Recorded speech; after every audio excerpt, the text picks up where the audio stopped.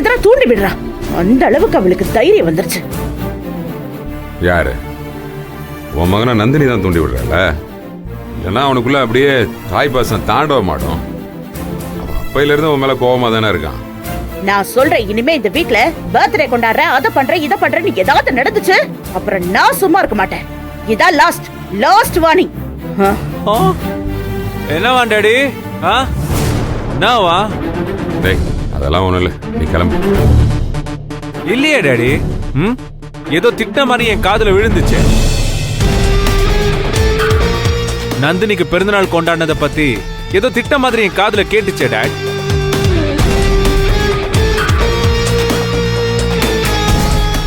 Daddy C, Nandini என் பொண்டாட்டி.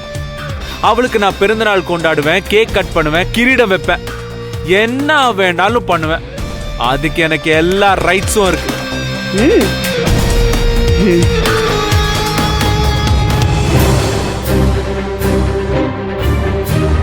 ஓகேவா?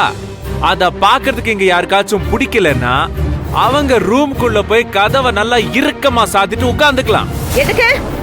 எதுக்கு நான் ரூமுக்குள்ள போய் கதவை சாத்திக்கணும்?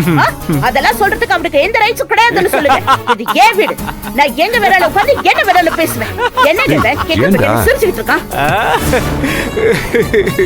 டாடி, தாத்தா சொத்து பேரனுக்கு தான். என் தாத்தா எஸ்வி ராகவன் நான் பிறந்தப்பவே என் பேர்ல சொத்து எழுதி வச்சிட்டாருன்னு உங்க பொண்டாட்டிக்கு கொஞ்சம் ஞாபகப்படுத்துங்க. அந்த ஆள் பண்ண தப்புதான் இந்த ஆட்டம் ஆடுறான். என்ன பெத்தவரும் சரியில்லை, கட்டினவரும் சரியில்லை. நான் பெத்தது மட்டும் எப்படி இருக்கும்? ஆட்டம் ஆடாது, அதான் ஆடிட்டு இருக்கு பாரு. காலை தூக்கி தலையில வச்சுட்டு ஆடுறா, இன்னும் நல்லா இருக்கும். டாடி சி, இனிமே ஒன்னு சொல்ற, நல்லா கேட்டுக்கோங்க. இந்த பிறந்த நாள் மட்டும் இல்ல, இனி ஒவ்வொரு வருஷமும் நந்தினியோட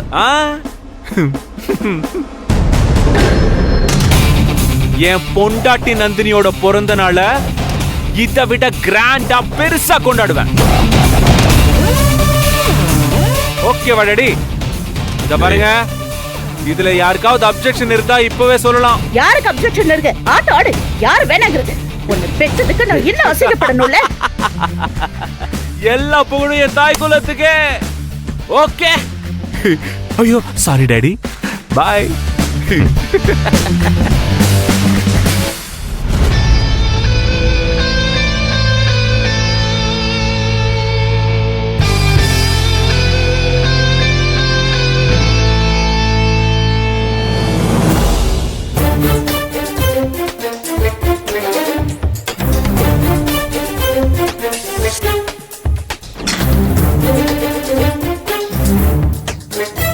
சார், என்ன? இப்போ நீங்க உங்க அம்மா கிட்ட பேசினதெல்லாம் நான் கேட்டேன். எதுக்கு சார் இப்படி எல்லாம் பேசுறீங்க? நேத்து நீங்க பிறந்த நாளைக்கு கேக் வெட்டினதே எனக்கு பிடிக்கல. அத நான் அப்பவே சொன்னேன். அதுக்கு பிறகு ரூம்லயும் வச்சு சொன்னேன். ஆனா விடிஞ்சு எழுந்ததுமே மறுபடியும் இப்படி பண்றீங்களே. எனக்கு விருப்பமே இல்லைன்னு தெரிஞ்சும் திரும்ப திரும்ப இப்படி பண்ணீங்கன்னா எப்படி சார்? நீங்க இப்படி செய்ய செய்ய உங்களுக்கு ஒன்னும் இல்ல சார். அந்த கோபம் முழுக்க என் மேலதான் திரும்பும். அது உங்களுக்கு புரியுதா இல்லையா? ஊர்ல என்ன புடிச்சிட்டு போய் உள்ள வச்சப்போ அவ்வளோ பிரச்சனையில இருந்து என்னையும் என் குடும்பத்தையும் காப்பாத்துனீங்க. அதுக்காக உங்களுக்கு நன்றி சொல்றதா, இல்ல உங்க அம்மாவை வெறுப்பேத்திட்டு இருக்கீங்களே இதுக்காக நான் வேதனைப்படுறதா? எனக்கு ஒண்ணுமே புரியல சார். புரியல, உனக்கு ஒண்ணும் புரியல. கிளம்பு. சார், உங்க அம்மா கிட்ட இப்படி பேசாதீங்கன்னு தான் சொல்றேன். சி, யாருகிட்ட என்ன எப்படி பேசணுங்கிறது எனக்கு தெரியும். நீ எனக்கு கிளாஸ் எடுக்காத, புரியுதா? போ நந்தினி, போய் உன் வேலையை பாரு. வந்துட்டா.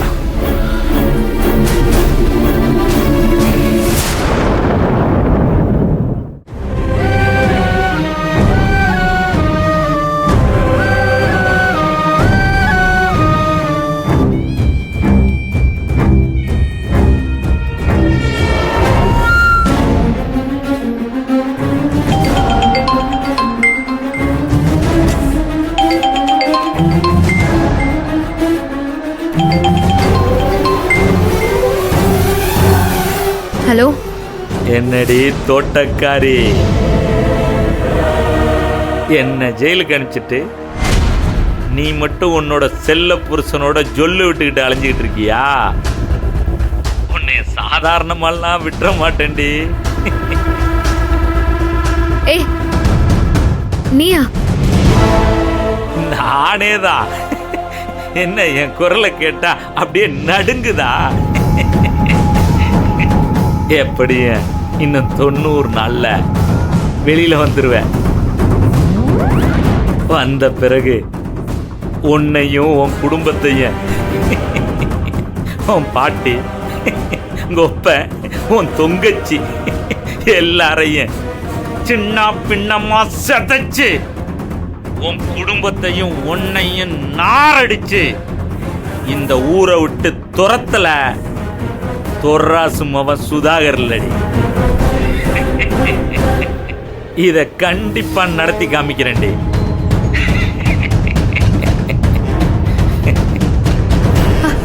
ஹலோ,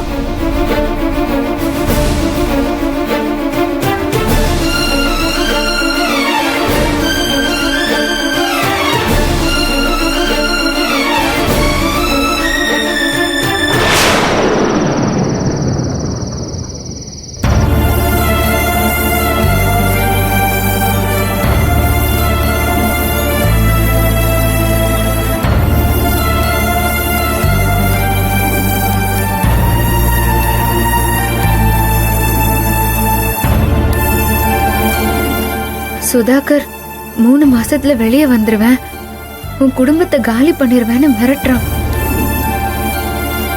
அவன் என்ன பழிவாங்க என்ன வேணாலும் செய்வான். அதுக்குள்ள நான் ஊருக்கு போயே ஆகணும். வாழ்வோ சாவோ எதுவா இருந்தாலும் நான் என் குடும்பத்தோட இருக்கணும். ஆனா எப்படி போறது? என்ன செஞ்சாலும் இங்க இருந்து போக முடியலையே. திரும்ப திரும்ப இங்கே இருக்கிற மாதிரி ஆயிடுதே. நான் பாட்டுக்கு அமைதியா என் தங்கச்சி, அம்மாச்சி, அப்பான்னு என் குடும்பத்தோட வாழ்ந்துட்டு இருந்தேன். திடீர்னு எனக்கு தாலி கட்டி என் வாழ்க்கையை இப்படி நாசம் பண்ணிட்டாங்களே. எல்லாம் அந்த கல்யாணத்துக்கு வேலை பார்க்க வந்தோமே, அதனால வந்தது. என்ன ஆனாலும் சரின்னு அன்னைக்கு ராத்திரியை வீட்டை விட்டு கிளம்பி இருக்கணும். அதான் நான் பண்ண பெரிய தப்பு.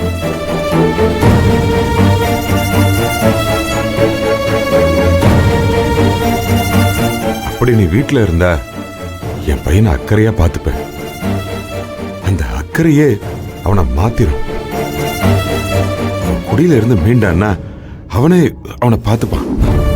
ஆமா ஐயா, அப்படிதானே சொன்னாரு.